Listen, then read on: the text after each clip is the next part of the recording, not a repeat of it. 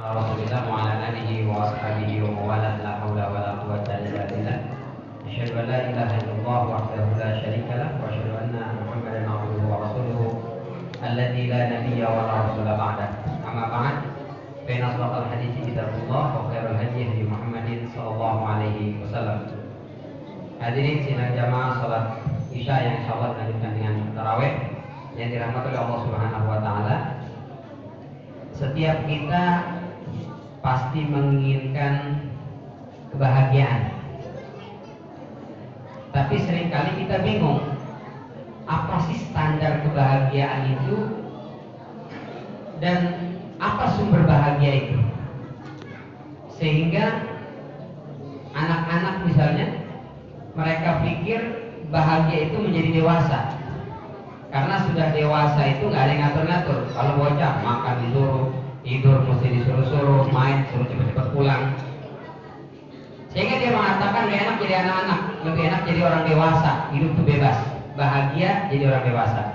Tapi begitu dewasa, kita lihat kayaknya enak jadi bocah ya. Kagak ada beban, kagak ngurusin pinjol, kagak ngurusin paket yang tiap hari mondar-mandir datang ke rumah, nggak ada tuh anak kecil itu. Jadi anak kecil mengira bahagia menjadi dewasa, sementara orang dewasa mengira anak-anaklah bahagia.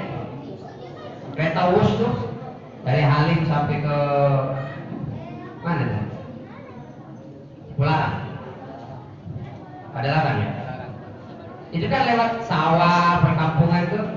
Begitu lewat tuh, para petani itu sambil nyawa itu lihat, ya Allah enak, kayaknya itu bisa naik kereta cepat. Kapan ya kita bisa naik kereta itu? Di dalam kereta itu ada yang lagi ngelamun, Masya Allah enak banget jadi petani, hidupnya nyaman, nyantai, nggak dikejar-kejar target, nggak mesti dikejar-kejar cicilan dan segala macam. Jadi yang di bawah mengatakan yang bahagia itu yang naik kereta mengatakan yang bahagia yang di bawah. Orang-orang kampung itu mengatakan bahagia jadi orang kota, berbondong-bondong datang ke Jakarta, lihat Monas, lihat Pancoran, Bundaran HI dan seterusnya. Orang Jakarta udah bosan sama hidup gitu, pengen nyari di kampung-kampung, pesawahan, hutan. Itu karenanya teman-teman dari Papua heran, bilang kami di Papua itu pengen banget sekolah itu ada gedung, ber-AC, ada ruangan. Begitu sampai di Jakarta, orang Jakarta malah sibuk dengan sekolah alam, yang sekolahnya langsung ke pohon, langsung di alam, di beratapkan langit langsung. Kebalik ya. Orang-orang Indonesia jalan-jalan pengennya keluar negeri, lihat Menara Eiffel, Budapest dan seterusnya. Orang-orang luar negeri pengennya ke Indonesia, dan yang dicari adalah, mohon maaf, jamban. Itu sampai viral ya, bule datang ke Indonesia yang cari jamban. Jamban tempat orang kamu pada nongkrong itu buang hajat, di situ dia foto-foto. Katanya estetik instagramable. La ilaha illallah. Jadi sebenarnya yang bahagia itu yang mana ya? Jomblo mengatakan bahagia kalau sudah punya pasangan. Aduh, nyari takjil bisa berduaan, boncengan, pegangan tangan. Yang sudah nikah, kayaknya akan jomblo ya. La ilaha illallah. Alhamdulillah dari. Enggak lah. Jadi sebenarnya yang bahagia itu yang mana? Kata para ulama, sebenarnya semuanya bahagia, tapi yang kusuhumur ridha, yang kurang itu adalah ridha. Apa itu ridha? Kelapangan hati untuk menerima semua ketetapan dan takdir Allah Subhanahu wa taala. Kalau hati ini ridha, kalau hati ini lapang, apapun bagaimanapun kondisi kita akan bisa selalu mengais kebahagiaan dari setiap serpihan-serpihan bahkan kesulitan dalam kehidupan kita. Kalau hatinya ridho, itu karenanya penghuni surga fasilitas yang begitu lengkap itu tidak akan menjadi nikmat kalau tanpa ridho dari Allah Subhanahu wa taala. Makanya ayatnya radhiyallahu anhum wa radu anhu. Allah ridho sama mereka, mereka pun ridho kepada Allah Subhanahu wa taala. Dan menariknya, ternyata Allah dulu tuh yang ridho sebelum penghuni surga ridho kepada Allah. Kenapa? Karena kita dapat fasilitas, kalau yang ngasih nggak ridho, nggak enak tuh. Misalnya ada orang belum sanggup di rumah, akhirnya jadi kontraktor ulung, kontrak aja kemana-mana. ini capek pindah ke rumah kakak tuh ada 1 di Panorama Serpong, lengkap sudah isinya, kamu tinggal nempatin, bawa keluarga dan juga barang-barang pindah ke sana. Saya harus bayar, nggak usah, cukup bayar listrik aja, lengkap semua, furnitur segala macam isi udah ada, tinggal nempatin doang. Seneng dong, bawa semuanya, begitu nempatin, kakak ipar ngomong, enak banget hidupnya cuma tinggal nempatin doang, ke modal. Kira-kira nyaman nggak kita tinggal di situ? Begitu kita dengar kuping tuh, langsung diberesin semua kuping, ngontak nggak apa-apa. Daripada menempati tempat yang nikmat, yang ngasih nggak ridho. Makanya kata Allah, radhiyallahu anhu wa radu anhu. Allah dulu ridho, baru setelah itu kita ridho. Nah kalau sudah ridho, udah nggak ada lagi tuh SMS. Senang melihat orang susah, susah melihat orang senang. Makanya kata Allah, la yabghuna anha hiwala. Udah nggak pengen pindah tuh di surga itu. Maksudnya bukan pindah ke neraka. Di surga itu ada beberapa level, ada beberapa kelas, ada high class, VIP class, high class, business class, ekonomi class dan seterusnya. Ini yang di ekonomi class nggak pengen pindah tuh ke VIP class. Kenapa? Ridho. Sehingga tidak ada istilah rumput tetangga selalu terlihat lebih hijau. Kenapa? Kita mikir, ini kenapa rumputnya hijau? Karena memang sintetis, makanya hijau terus. Jadi nggak perlu iri. Kenapa tidak ada iri itu? Kata Allah dalam surat Al-A'raf dan surat Al-Hijr itu, wa naza'na ma fi sudurihim min ghillin. Penghuni surga itu, kata Allah, naza'na, kami copot, kami cabut, kami lepas dari qalbu mereka min ghillin, sifat ghill. Apa makna ghill? Kalau kita baca tafsirnya Al-Mawardi misalnya An-Nukat Uyun, dijelaskan beberapa makna al-ghil. Yang pertama adalah hawa nafsu. Inilah yang membuat orang sulit ridho. Kenapa? Hawa nafsunya itu sebetulnya kita ini semua diberikan oleh Allah cukup. Kata Allah kan, wa annahu wa aghna wa aghna. Dialah Allah yang membuat kalian kaya dan cukup. Jadi kaya pada lawannya cukup. Nggak ada kaya dan miskin, nggak ada kaya dan cukup. Kenapa orang merasa miskin? Kenapa orang merasa kurang?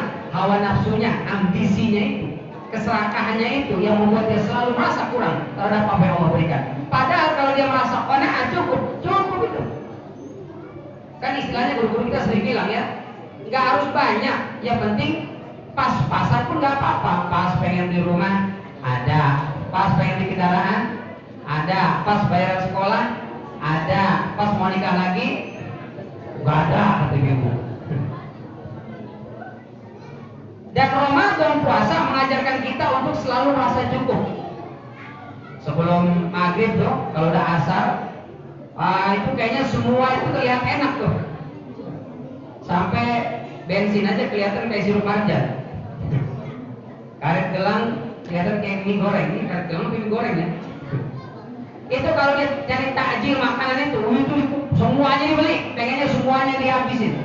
Tapi sudah kumpul di meja itu, begitu azan Allahu Akbar, Allahu Akbar, paling apa yang kita makan? Sunahnya sih kurma ya, sunahnya kurma. Cuman kan kita orang Indonesia kurma mah gak nendang ya. Kurma ada di meja, tapi sebagai penghias doang. Baru mau ngambil kurma beloknya ke bakwan, lontong, tahu itu lagi. Dapat 2 lontong, dapat 2 tahu atau 2 bakwan, langsung kenyang kok. Tadi semangat yang menggebu-gebu pengen makan semuanya udah hilang. Kenapa? Karena memang sedikit sebetulnya kita udah cukup. Disitulah hawa nafsu diarahkan. Itu yang membuat kita ridho. Alhamdulillah ternyata cukup. Yang kedua, ghillin itu apa? Tamannau ma fi ghairihim, menginginkan sesuatu yang Allah berikan kepada orang lain. Itu tadi. Tetangganya yang renovasi rumah, dia nggak bisa tidur. Tetangganya beli mobil baru, dia yang goring-goringan. Tetangganya berangkat haji, dia yang senewan. Hidupnya nggak tenang, sehingga hidupnya tidak bahagia. Dia melupakan nikmat yang begitu banyak Allah berikan kepada dia. Kenapa? Karena dia sibuk ngurusin orang. Padahal orang lain belum tentu mau kurus, tapi dia sibuk ngurusin. Jadi kita sibuk ngurusin diri sendiri, itu lebih baik. Ramadan mengajarkan kita itu beribadah supaya kita jangan sibuk dengan orang lain. Kita sibukkan dengan diri kita sendiri.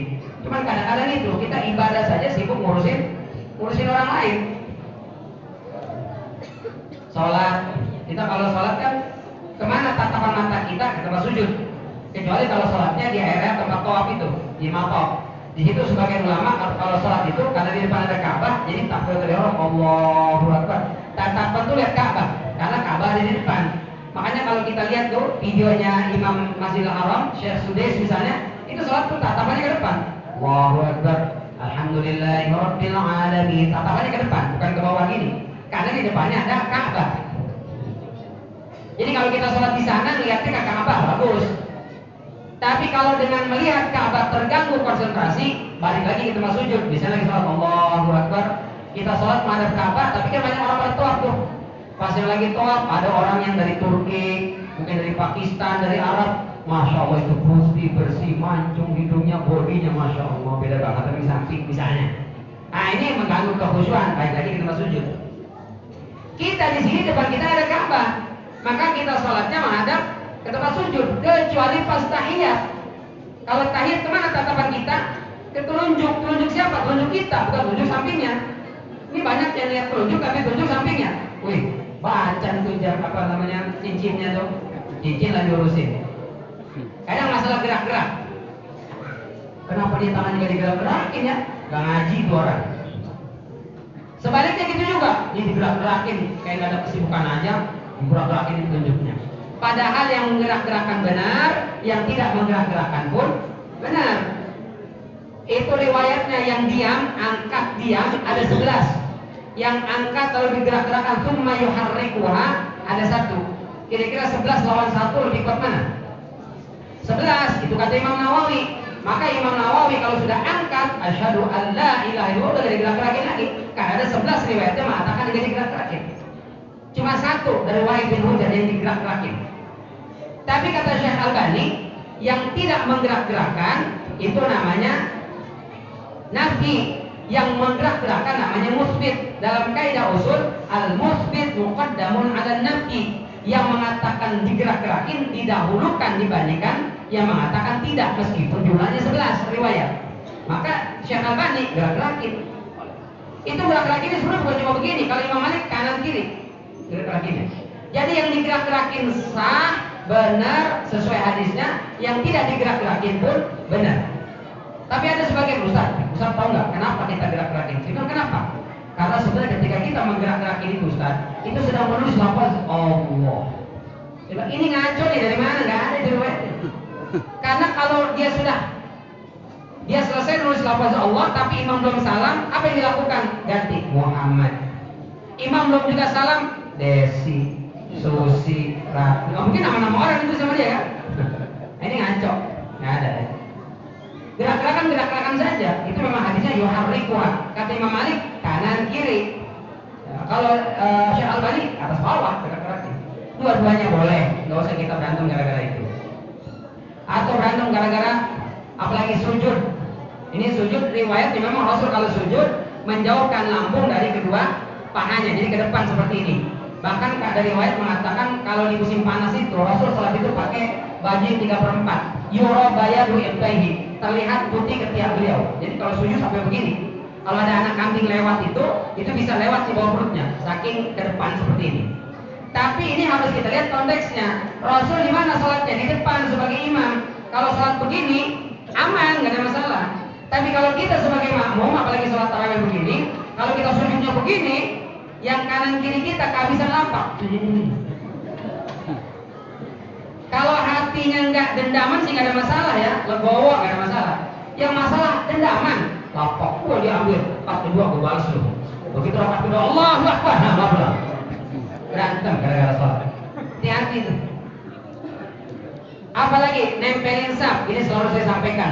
Ya, riwayatnya itu sahih hadisnya ada 2, riwayat dari Syurahbil, satu lagi dari Anas bin Malik. Kata Rasulullah, sawu sufufakum, lurus rapatkan saf kalian. Fa ini arakum min wara'i zahri. Saya ini bisa lihat dari belakang. Saya menghadap kiblat, tapi kalau ada saf yang nggak beres kelihatan sama saya, kata Rasulullah.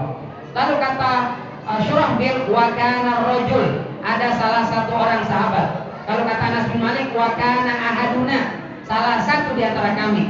Jadi nggak semua sahabat, satu doang. Ngapain itu?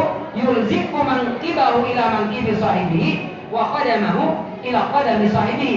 Menempelkan bahu dan tumit ke rekannya, nempel. Hadisnya sahih. Tapi kita lihat teksnya, satu doang yang begitu, yang lain enggak. Berarti kalau ada orang sholat ditempelin bahu dan tumit dengan rekannya, bagus, betul, hadisnya ada, sahih, nggak masalah. Tapi ada sebagian orang begitu ditempelin dari sama dia, emang gue cowok apakah? Nggak mau dia. Kalau begitu nggak usah dipaksa. Akhirnya dimarah, berantem lagi. Jadi yang penting tidak terlalu renggang, itu nggak masalah. Makanya kata Syekh Shalih Al-Utsaimin, memaksakan dari takbiratul ihram sampai salam harus nempel terus, itu termasuk mubalaghah, berlebihan ya. Nggak harus seperti itu. Tapi kalau ada yang mau di samping kanan kiri semua mau nempel, nggak ada masalah. Tapi kalau nggak mau, jangan ingin. Nah ini kita harus memiliki kelapangan hati. Di situ kata Allah, penghuni surga kalbunya itu naza'na ma fi sudurihim min ghillin. Kami cabut perasaan ghil itu. Maka di antara doa yang sering kita panjatkan, Rabbana la taj'al fi qulubina ghillan lil ladzina amanu. Jangan sampai ada perasaan ghil, hasad, dengki, iri sama saudara kami ya Allah, supaya apa? Kita bisa qanaah, kita bisa ridha, dan kita bisa mendapatkan kebahagiaan dalam hidup kita. Mudah-mudahan Allah selalu karuniakan kepada kita kalbu yang ridha, kalbu yang lapang, dan Allah berikan kebahagiaan-kebahagiaan dalam hidup kita, baik hidup di dunia, terlebih lagi kehidupan kita besok di yaumul kiamat insyaallah. Amin ya rabbal alamin. Ini barangkali yang kita bisa sampaikan, karena kalau terlalu panjang kebahagiaan sudah mulai hilang dari jamaah. Oh, benar nih. Jadi cukup sampai sini supaya kita bahagia. Terima kasih dan mohon maaf. Hadanallahu wa iyyakum ajma'in. Wabillahi taufiq wal hidayah. Wassalamualaikum warahmatullahi wabarakatuh.